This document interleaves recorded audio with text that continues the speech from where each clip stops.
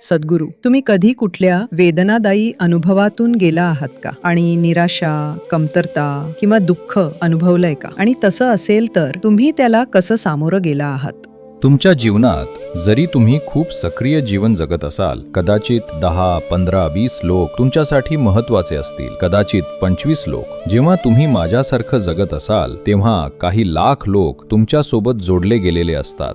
तर त्या अर्थाने जवळजवळ प्रत्येक दिवशी मला जवळून माहीत असणाऱ्याचे आम्ही अंत्यविधी करतो.